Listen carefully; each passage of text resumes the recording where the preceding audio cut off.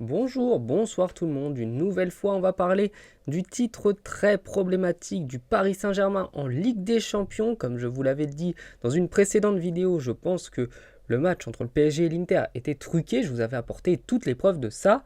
Mais là, je pense qu'on est sur un morceau encore plus gros puisque pour moi, c'est carrément toute la campagne de Ligue des Champions du PSG qui est très problématique. Donc on va revenir sur deux parties. Donc la vidéo sera en deux parties. Elle sortira sûrement la semaine prochaine pour la deuxième partie. Et donc sur cette première, on va s'occuper de toute la phase de poule où, vous le verrez, il n'y a quasiment aucun but du PSG qui n'est pas problématique. Déjà, on commence avec le premier. Le PSG affrontait Girone, un match assez compliqué pour les Parisiens puisqu'on se retrouve à 0-0 à la 89e minute. C'est à ce moment-là que Nuno Mendes va venir percuter sur le côté. Il va faire un centre qui est, on va pas se mentir, complètement loupé puisqu'aucun attaquant parisien n'est venu suivre et venu couper au premier poteau. Et le gardien va se mettre le but tout seul. Oh là là, que c'est pas de bol. Évidemment, on pourrait penser que c'est une bourde puisqu'il se touche la tête après, mais concrètement, Rijon savait pertinemment qu'il n'irait pas au bout de cette Ligue des Champions, et donc c'est plus facile de corrompre une équipe qui de toute manière n'ira pas au bout qu'une équipe qui a des chances de l'emporter. Deuxième journée de la compétition, le PSG va perdre 2-0 sur deux erreurs monumentales de Donnarumma, et à mon sens, là on pourrait se dire, le PSG n'a pas truqué ce match-là. Au contraire, le PSG est venu brouiller les pistes en se prenant deux buts qui étaient complètement évitables en faisant littéralement n'importe quoi. Parce qu'évidemment, le Paris Saint-Germain a perdu certains matchs dans la compétition, mais c'est vraiment le meilleur moyen de brouiller les pistes. Parce que si Paris avait remporté sur des choses bizarres absolument toutes les rencontres, évidemment que là, ça aurait été beaucoup trop flagrant. Le deuxième but du PSG, cette fois-ci, c'est contre le PSV Eindhoven. Paris était mené 1-0 et c'est Achraf Hakimi qui va égaliser. Et une nouvelle fois, un gardien vient nous faire le coup de « Oh là là, pas de bol, la balle passe entre ses jambes ». Une nouvelle fois, un but complètement évitable, une nouvelle bourde. Et ça fait donc un point de plus pour le Paris Saint-Germain, ce qui fait déjà sur les deux premiers matchs 3 points remportés grâce à des erreurs des gardiens. Cette fois-ci, défaite des Parisiens face à l'Atlético Madrid 2-1, mais le but de l'ouverture du score est lié encore une fois à une erreur de la défense.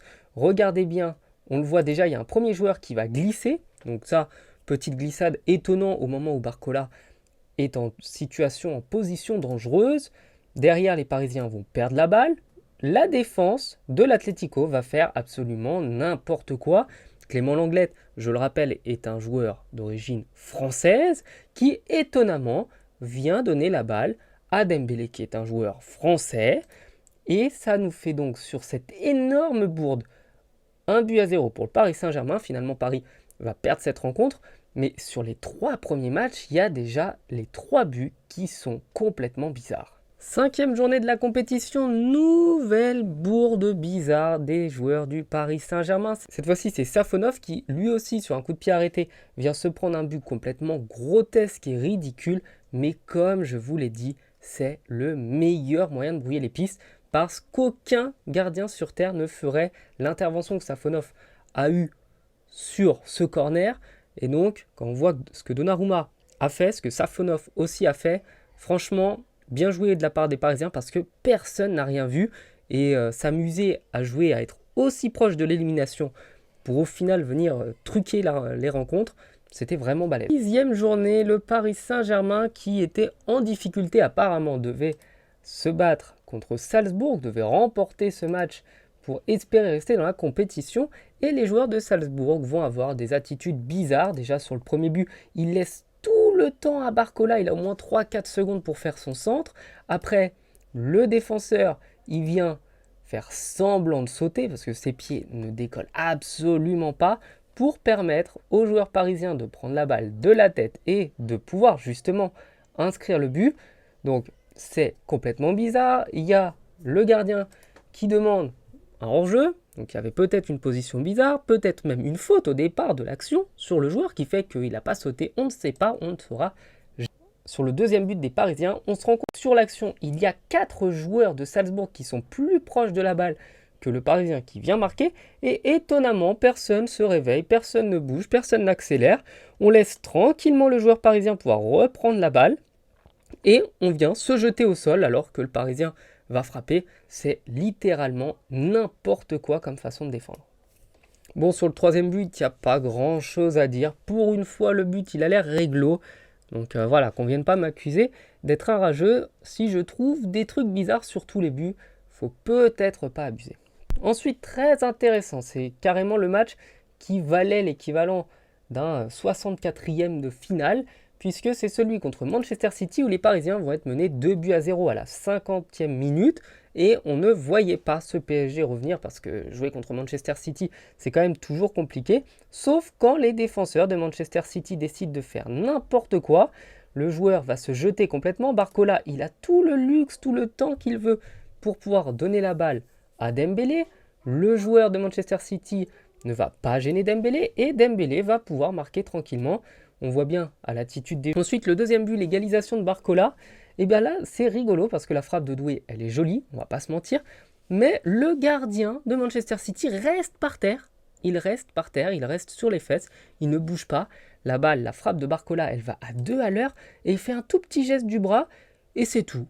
Donc pour moi, ce gardien n'avait pas envie d'arrêter le... Puis sur le troisième but, il y a un joueur parisien qui est hors jeu. L'arbitre ne siffle pas le hors jeu.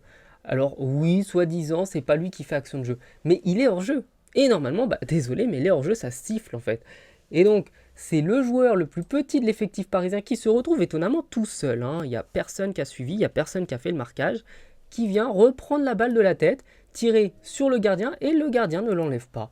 Donc, franchement, quand vous avez 3 buts bizarres comme ça, c'est délirant. Quatrième but, alors là, c'est une erreur de relance du gardien qui relance dans l'axe, chose qu'aucun gardien de haut niveau ne fait en principe, je dis bien en principe.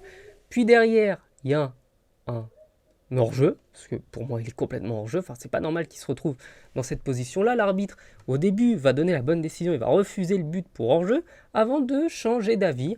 Évidemment, tonton Nasser étant dans le coup, eh bien, les Parisiens vont marquer le 4e but, qui leur permet d'avoir vraiment de l'espoir pour le coup sur le reste de la compétition. Contre Salzbourg, le premier but des Parisiens, en vrai, il est dur à truquer, parce que le geste, quand même, de Doué, il est assez exceptionnel.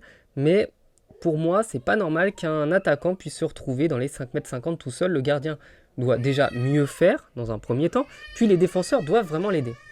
Deuxième but, c'est un petit peu pareil. Barcola, il prend la profondeur tout seul, il est assez tranquille pour la donner à Dembélé. Troisième but parisien, bon, il n'y a pas vraiment grand chose à dire. Dembélé reste quand même un joueur bon, on va pas se mentir. Par contre, ce qui me surprend, c'est quand même sur le 4e but des Parisiens, où tout le côté gauche est complètement libre. Je ne sais pas dans quel univers Stuttgart s'est dit que c'était une bonne idée de défendre comme ça, mais c'est vraiment aberrant de voir une équipe qui est aussi faible et qui fait absolument n'importe quoi.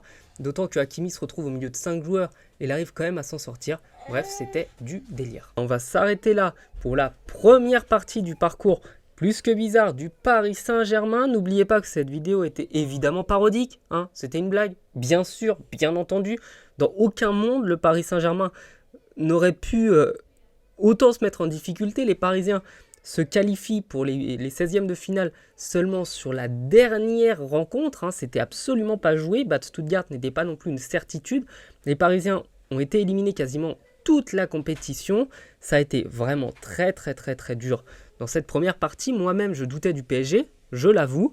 Donc voilà, juste pour vous dire, c'était une vanne. La suite de la blague viendra donc la semaine prochaine, parce que sinon la vidéo sera trop longue et ce sera pas intéressant.